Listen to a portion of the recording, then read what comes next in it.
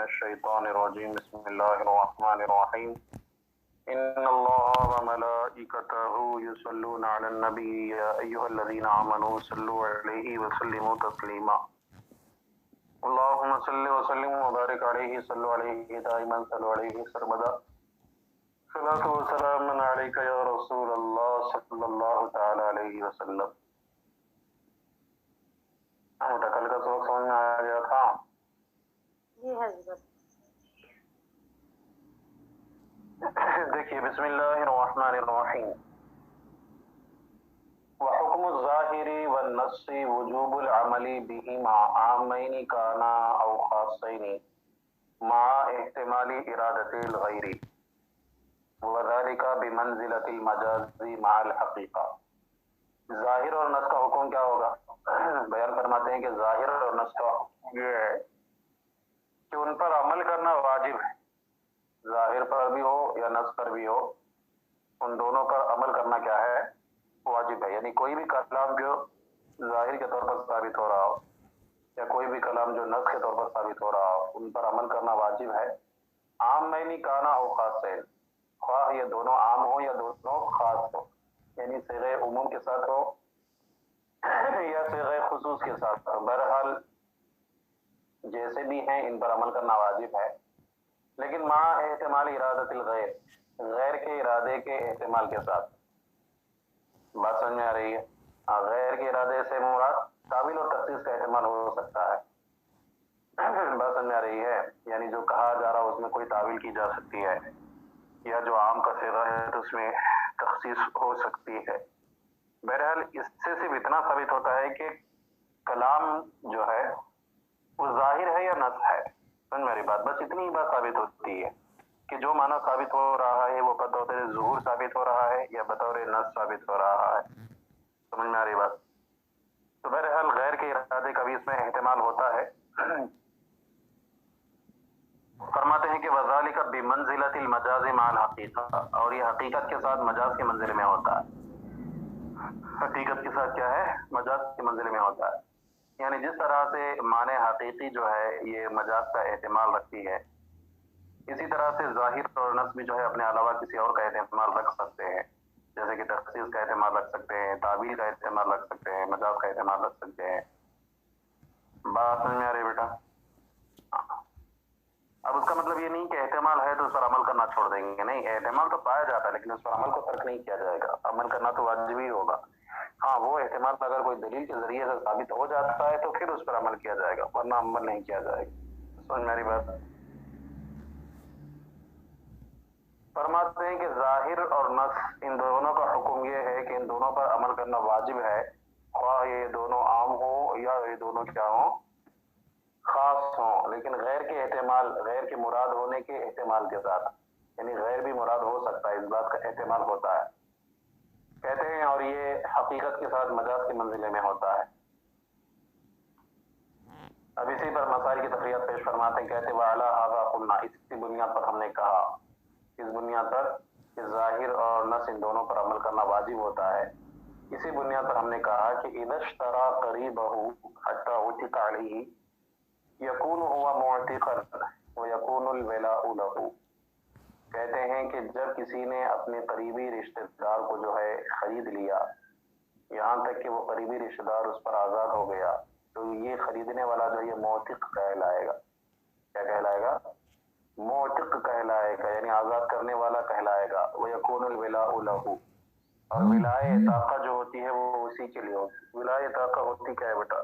آپ لوگ ابھی تک میراث کی کوئی کتاب نہیں پڑھے ہیں، انشاءاللہ جب سراجی پڑھیں گے تو آپ کو سمجھ میں آئے گا کہ وراثت جو ہوتی ہے بیٹا، انسان کے مرنے کے بعد اس کی دولت اور جائیداد جو بانٹی جاتی ہے لوگوں میں، وہ کئی لوگ ہوتے ہیں. سب سے پہلے ذوی الفروض ہوتے ہیں، پھر اسباب نفسی ہوتے ہیں، پھر جو ہے ذوی الارحام ہوتے ہیں، پھر اسباب غیبی ہوتے ہیں. اس طرح سے درجہ بدرجہ 7 سے 8 قسم کے وارثین ہوتے ہیں. سمجھ میں آ رہی بات؟ انہی میں سے ایک ہوتی ہے ولائے طاقہ.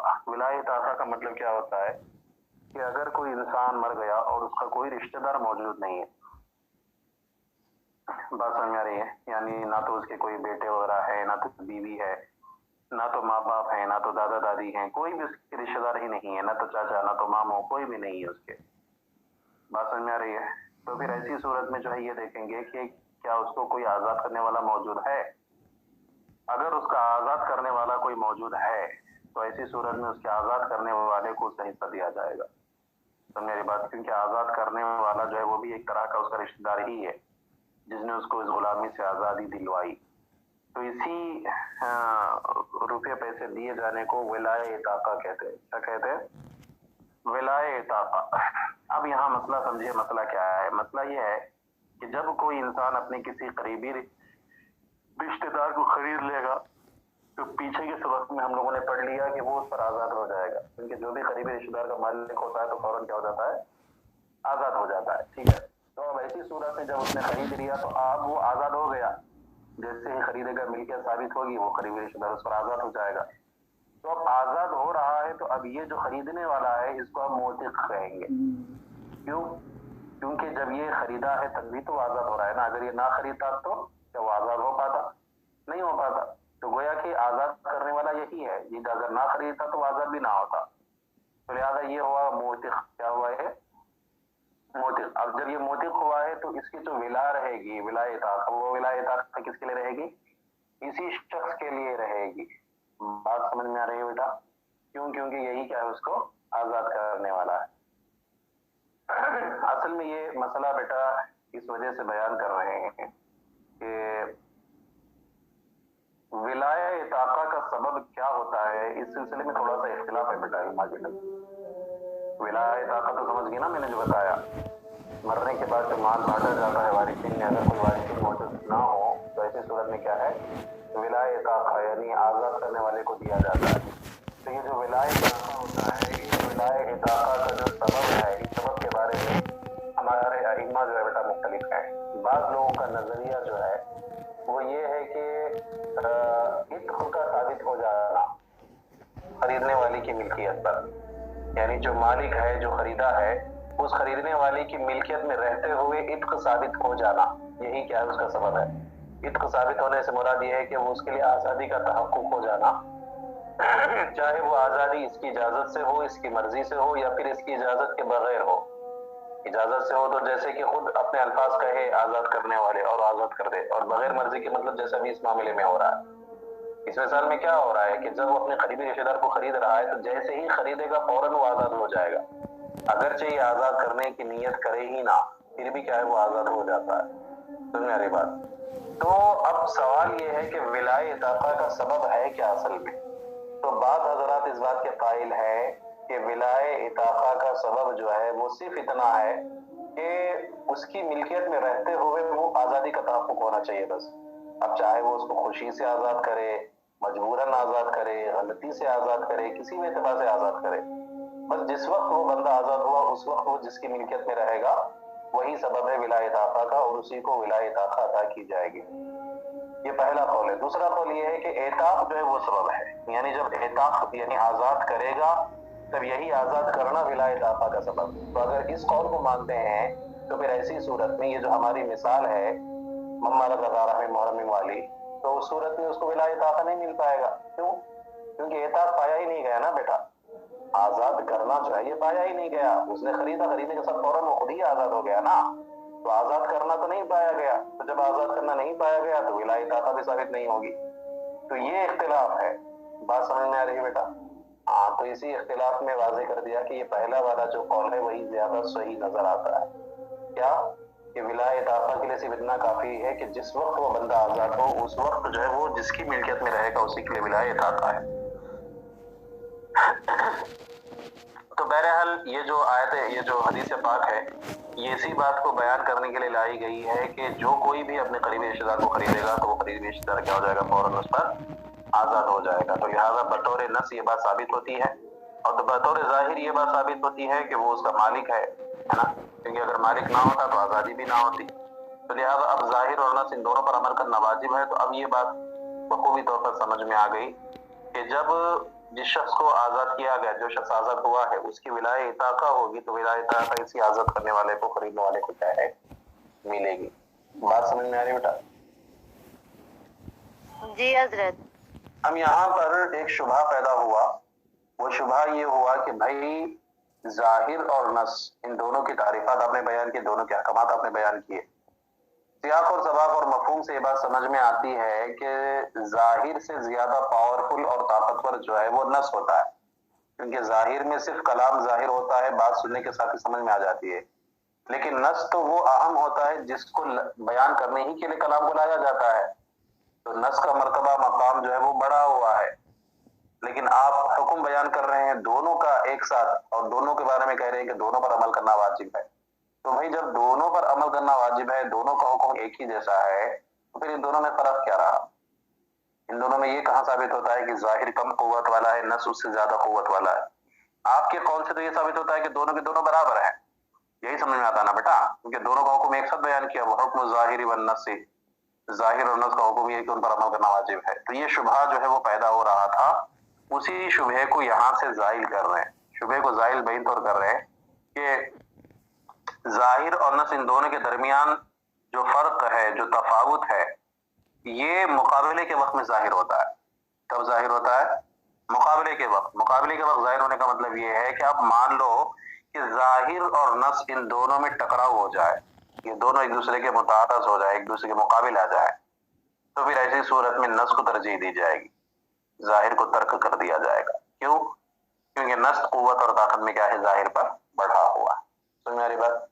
تو ان دونوں کے درمیان جو فرق ہے وہ فرق کہاں ظاہر ہوتا ہے؟ مقابلے کے وقت میں ظاہر ہوتا ہے، جب دونوں ایک دوسرے کے مقابل ہوتے ہیں تو پھر نص کو ترجیح دی جاتی ہے۔ اس کو آپ بعید اور آسان لفظوں میں یوں سمجھ سکتے ہیں کہ مان لو کہ کسی کلام کے ظاہر سے جو ہے ایک حکم ثابت ہو رہا ہے اور کسی کلام کے نص سے اسی کے برخلاف حکم ثابت ہو رہا ہے، اب دونوں میں تعارض ہو گیا نا، ظاہر پر عمل کریں گے تو وہ کام کا کرنا صحیح ہوگا اور نص پر عمل کریں گے تو وہ کام کا کرنا صحیح نہ ہوگا، تو اب ایسی صورت میں کیا کیا جائے گا؟ کس کو مانیں کس کو چھوڑیں؟ تو ظاہر سی بات ہے ہم نص کو مانیں گے۔ میری بات، کیونکہ نص کیا ہے؟ ظاہر سے قوت میں بڑھا ہوا ہوتا ہے، تو نص کو مان کر کے اس پر عمل کو ترک کر دیا جائے گا۔ سمجھ میں آ گئی بات؟ دیکھیے کہتے بَإِنَّمَا يَظْهَرُ التَّفَاوُتُ بَيْنَهُمَا عِنْدَ الْمُقَابَلَةِ، ان دونوں کے درمیان فرق ظاہر ہوتا ہے مقابلے کے وقت میں، یعنی جب مقابلہ ہوتا ہے تبھی ان دونوں کے درمیان فرق ظاہر ہوتا ہے۔ اب اسی کی ایک دو چار مثالیں پیش فرمائیں گے۔ کہتے وَلِهَذَا لو قال لها طلقي نفسك فقالت ابنت نفسي يقع الطلاق رجعيا، اگر کسی مرد نے اپنی بیوی سے کہا طلقی نفسک، تم اپنے آپ کو طلاق دے لو، کیا کہا؟ تم اپنے آپ کو طلاق دے لو، فقالت، اس عورت نے کہا کہ ابنت نفسی، میں نے اپنے آپ کو دور کر لیا، میں نے اپنے آپ کو جدا کر لیا، دور کر لیا، یعنی طلاق کنایہ کا ہے۔ تو آپ لوگ پہلے ہی پڑھ چکے ہیں کہ طلاق کنایہ سے کون سی طلاق واقع ہوتی ہے بیٹا؟ ہاں جی، طلاق کنایہ سے کون سی طلاق واقع ہوتی ہے؟ طلاق کنایہ سے بیٹا ہاں طلاق بائن واقع ہوتی ہے، پہلے بیان کیا جا چکا ہے۔ طلاق کنایہ سے کون سی طلاق واقع ہوتی ہے؟ طلاق بائن واقع ہوتی ہے، بس میں آ رہی ہے۔ اور طلاق صریح جو ہوتی ہے، صریح طلاق، اس کے ذریعے سے طلاق رجعی واقع ہوتی ہے۔ سمجھ میں آ رہی بات؟ اب یہاں مسئلہ کیا ہے؟ یہاں مسئلہ یہ ہے کہ شوہر نے اپنی بیوی سے کہا کہ تم اپنے آپ کو طلاق دے لو، ٹھیک ہے؟ اس نے جواب میں کہا کہ ابنت نفسی، میں نے اپنے آپ کو طلاق ہی نہیں دیا، دو ایڈوانس میں آگے بڑھ گئی، وہ کہا کہ جو ہے میں نے اپنے آپ کو دور کر لیا، یعنی طلاق بائن کے طور پر اپنے آپ کو طلاق دے لیا۔ سمجھ میری بات؟ تو اب ایسی صورت میں کون سی طلاق واقع ہوگی؟ تو کلام کا ظاہر یہ بتاتا ہے کہ طلاق بائن واقع ہونا چاہیے، کیونکہ اس نے ابنت نفسی کہا ہے نا۔ ابنت نفسی کا لفظ ایسا ہے کہ جو بھی اس کو سنے گا، سننے کے ساتھ ہی سمجھ جائے گا کہ یہاں پر طلاق بائن مراد ہے، تو طلاق بائن ہونی چاہیے۔ بات سمجھ میں آ رہی؟ لیکن مصنف فرماتے ہیں کہ طلاق رجعی واقع ہوگی، طلاق بائن واقع نہیں ہوگی۔ کیوں بھائی؟ کیونکہ بیٹا یہاں پر ظاہر اور نص ان دونوں میں تعارض ہو گیا ہے، ان دونوں میں مقابلہ ہو گیا ہے۔ بات سمجھ میں آ رہی ہے؟ کیسے مقابلہ ہوا اس کو سمجھیے۔ کیا اس عورت نے بغیر شوہر کے کہے ہوئے ڈائریکٹ خود اپنے آپ کو کہا بنت نفسی؟ نہیں نا، کیونکہ شوہر کے بغیر خود سے اس کو طلاق دینے کا اختیار ہی نہیں ہے۔ طلاق دینے کا اختیار کس کو ہے؟ مرد کو ہے۔ عورت خود اپنے آپ کو اگر چاہے گی کہ میں طلاق دے دوں تو کیا طلاق دے پائے گی؟ نہیں دے پائے گی۔ ایک ہی صورت ہے جب شوہر تفویض طلاق کرے، شوہر جو ہے اپنی طلاق کو بیوی کے سپرد کر دے اور کہے کہ تم طلاق دے لو، جیسے کہ یہاں پر ہو رہا ہے۔ یہاں پر جو اسے ابنت نفسی کہا ہے یہ تلقی نفسک کے جواب میں کہا ہے، یعنی شوہر نے پہلے اس کو تفویض طلاق کیا، طلاق کو اس کے سپرد کیا، کہا کہ تلقی نفسک، تم اپنے آپ کو طلاق دے لو. تو تلقی نفسک جب شوہر نے کہا تو کیا کہا تھا؟ طلاق دے لو. یہ نہیں کہا تھا کہ طلاق بائن کو دے لو، بلکہ صریح طلاق دے لو اس نے کہا تھا. ٹھیک ہے، اب اسی کے جواب میں اس نے کیا کہا ہے؟ ابنت نفسی، میں نے اپنے آپ کو دور کر لیا. تو گویا کہ اس قول کے ذریعے سے، ابنت نفسی جو قول ہے، اس قول کے ذریعے سے بطور ظاہر طلاق بائن ثابت ہوتی ہے، لیکن بطور نص جو ہے وہ طلاق رجعی ثابت ہوگی. کیوں؟ کیونکہ اس کلام کو لایا ہی گیا ہے تلقی نفسک کے جواب میں، اور تلقی نفسک کے ذریعے سے طلاق رجعی واقع ہوتی ہے. تو یہاں پر بھی کیا ہے؟ ابنت نفسی کے ذریعے سے طلاق رجعی ہی واقع ہوگی. اب دیکھو بیٹا، تعارض ہو گیا نا ظاہر اور نص میں. جب دونوں میں تعارض ہوا تو کس کو فوقیت دی گئی؟ کس کو ترجیح دی گئی؟ نص کو ترجیح دی گئی. تو لہذا اب ابنت نفسی کہنے کے باوجود اس کے اوپر طلاق رجعی واقع ہو رہی ہے، طلاق بائن واقع نہیں ہوگی. دیکھو اسی کو کہا ہے کہ ولہذا، اسی بنیاد پر کہ لو قال لها، اگر کوئی شخص اپنی بیوی سے کہے طلقی نفسک، تو اپنے آپ کو طلاق دے لو، فقالت، تو اس نے کہا ابنت نفسی، میں نے اپنے آپ کو دور کر لیا، جدا کر لیا، تو کہتے یقع طلاق رجعیہ، تو اسی صورت میں طلاق رجعی واقع ہوگی. کیوں؟ کہتے لأن هذا نص فی الطلاق ظاہر فی البینونۃ، کہتے اس لیے کہ یہ جو قول ہے یہ طلاق کے معاملے میں نص ہے اور بینونت کے معاملے میں ظاہر ہے. یعنی طلاق بائن ہونے کے سلسلے میں یہ ظاہر ہے، اور طلاق رجعی ہونے کے سلسلے میں، یعنی صریح طلاق ہونے کے سلسلے میں کیا ہے؟ نص ہے. تو کہتے فیترجح العمل بالنص، تو بس نص پر عمل کرنا جو ہے وہ راجع ہو جائے گا. اسی بنیاد پر اس کو طلاق رجعی واقع ہوگی. بات سمجھ میں آ گئی جی آپا جان لوگ؟ جی حضرت. ہاں جی، چلیے خیر، بس رہنے دیجئے. اس کے بعد بھی ایک اور دو مثالیں پیش کریں گے، اس کو ہم انشاءاللہ کل پڑھیں گے بیٹا.